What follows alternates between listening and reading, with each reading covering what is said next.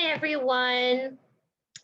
So I decided to make this video as a way to explore and develop and to kind of get a better understanding, a wider um, understanding about survival mode. What is survival mode? What does it look like? Um, how do you know that you're on survival mode? So this is not like a teaching or a lecture. It's actually me just exploring it. And then if somebody resonates and it clicks for somebody, like it has for me this past weekend, then that will be great. So I kind of sensed that I was living on survival mode for a long time. And this weekend, I did a training to kind of go deeper within and realized how much deeper my survival mode actually goes. So even like this past year, I felt pretty happy in my work. I started realizing that I was still on survival mode. Like my work, seeing clients online, I was like happy. I was thrilled to do it for like a year. I felt so blessed and happy. I was like, yeah, this is it. This is me, you know.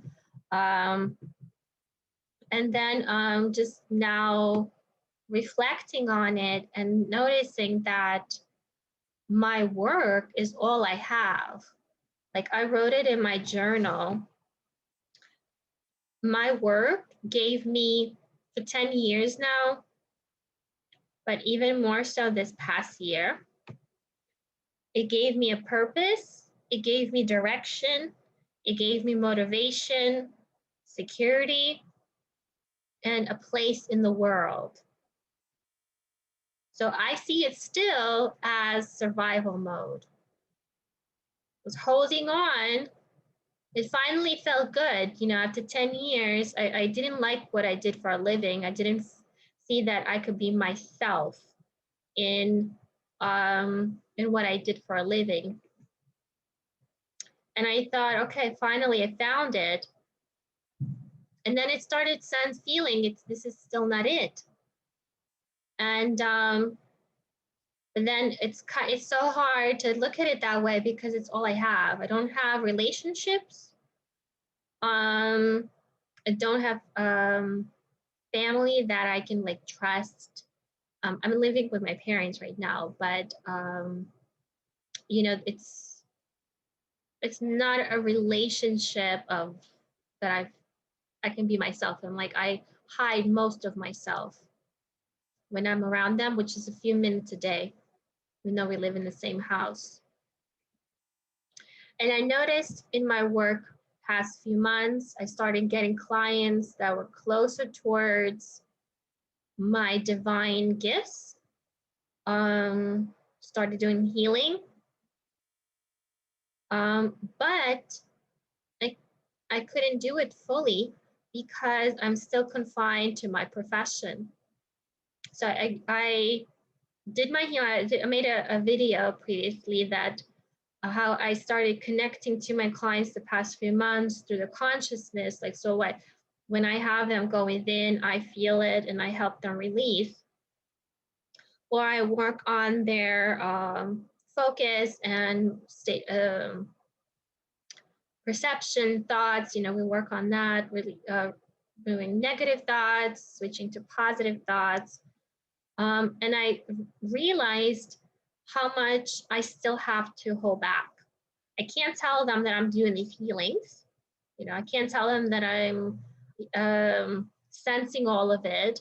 They get kind of surprised when I can point something out. Like, how does she know that? But I can't tell them how. And I kind of have to live in this fear. Also, like with 2 clients last week, I started talking about chakras. And I have to constantly say, I'm going to take my speech therapist hat off. This is just me. Please don't complain on me or sue me. Or so it's like I have to live in constant fear. and there's other things as well that I just have to hold back. I can't say because of like the social stuff that's going on. I work with kids and adults, so the kids are bringing up stuff. They're bringing up things about COVID that I have to like bite my tongue. They're bringing stuff about politics. I have to bite my tongue.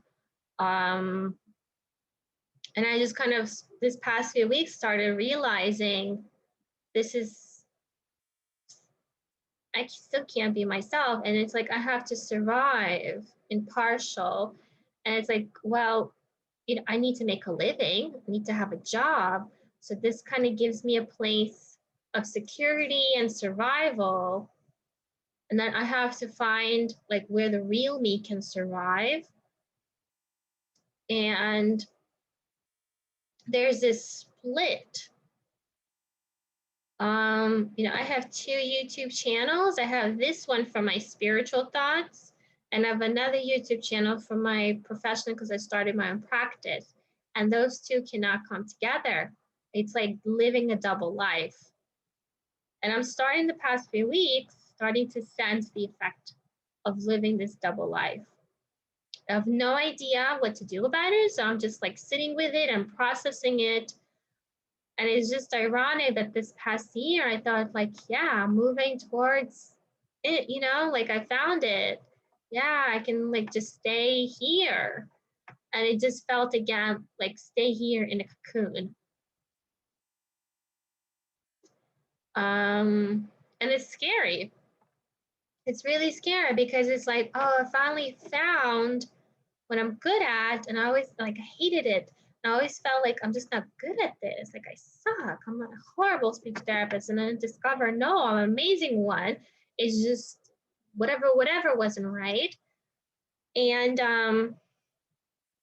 my employer is great for the first time. Like before, I just could not connect to the employer. And it's just so scary now. Like, okay, what does this mean? I don't want to let go yet. Same times I do because like I want to be fully myself. I want to be able to talk about chakras without having to say like I'm an expert on it, but it's like I do have some understanding about it because I clear my own chakras. Like I just don't want to be afraid. And I kind of maybe started rethinking, maybe just don't be afraid. Whatever happens, if they complain, if whatever happens, don't hold back at all. And see, where that gets me.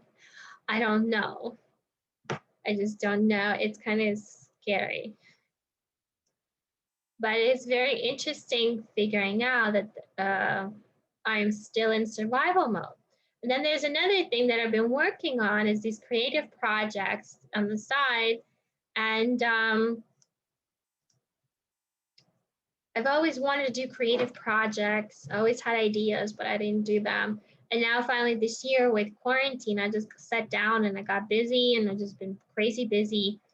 And a lot of times I would go and sit down, again, go back into my bubble, into my cocoon of protection, to cope with what's going on within my family, like to get away from them, even within the same house. So my creative pursuits were again motivated by survival instead of creativity, inspiration, love, all that good stuff. And it drives me crazy now. I'm like, oh my God, what do I do? What does that mean? Do I stop doing these? Do I just like quit? No, my higher self is saying just sit with it. Just process everything, let it come out. It's just a shift of energy. Instead of just notice like when you are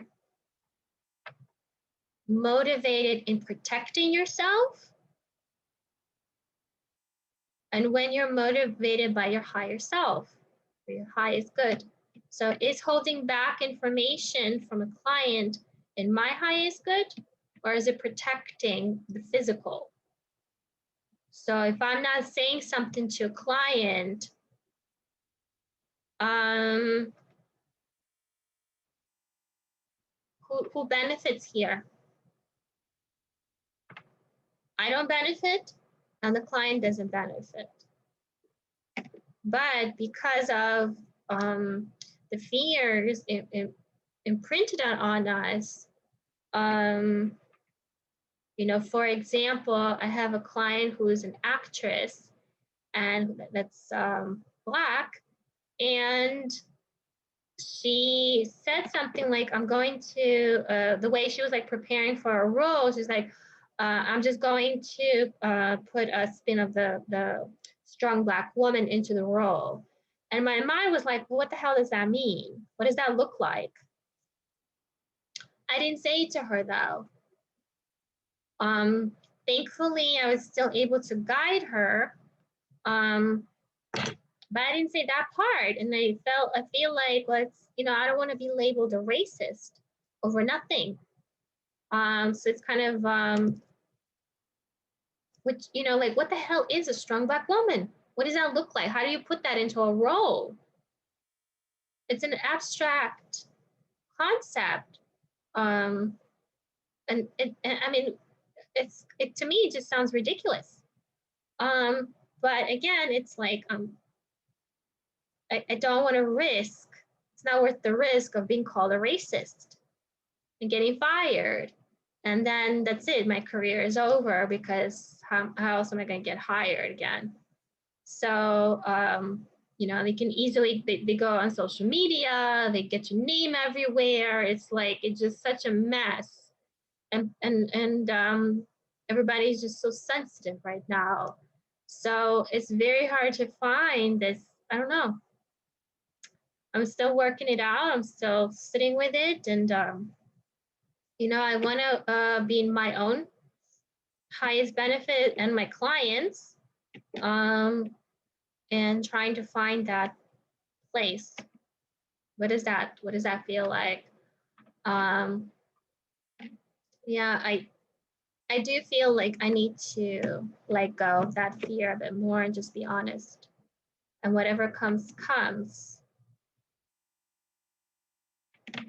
Because if something is motivated by fear, it's holding me back. So it means I'm not in the highest, not in my highest benefit for myself and the client or another person. But my experience also, here's another example of being in survival mode. Because whenever, like my experience with my parents, whenever I would tell them the truth, they'll erupt like crazy. It's not just yelling. I mean, they have this manner in their tone, like they're literally about to chew your head off. And since I moved back, I've been kind of walking, figuring out the fine line. So I don't go that far with them because I just don't want to deal with this shit. And it still comes out, you know, I say something, my mom just like a volcano, and then I just walk away and sit with it, just come for myself. So that transfers into everything else because if the consequence is that severe, you know, and throughout my life where I say something and I don't know, when I was a teenager or something, I said something to my dad, whatever, and he threw something at me and he hit me in the eye. So that's the consequence of even just, you know, being defiant or truthful about anything, little harm. So it imprinted on me. I see that harm everywhere. Saying something, feel like it'll be more than just a smack in the face. It'll be physical harm. It will be some kind of harm that cannot be fixed, cannot be remedied. That's the fear. You know, if they take my eye out, can't fix that. Twice they hit me in the eye. So it's like fear. Oh my God, my eye. It was fine, but you know, kicked me out when I was a kid, told me to get out many times. I heard that many times. So it's like the fear of the consequence so ingrained in me that it's every time like I get an email even from a client or employer, I'm like, oh my God, am I in trouble? Am I in trouble? Oh my God. You know, it has happened. I got fired from my mouth once, but it actually worked out to my benefit. It did. So yeah, it's like this fear of protecting your physical self. How do you let go of that? It's like, even though you could get hit in the eye or something, or, you know, I don't know. That's what I'm battling here. How to let go of that fear of your protecting your physical self.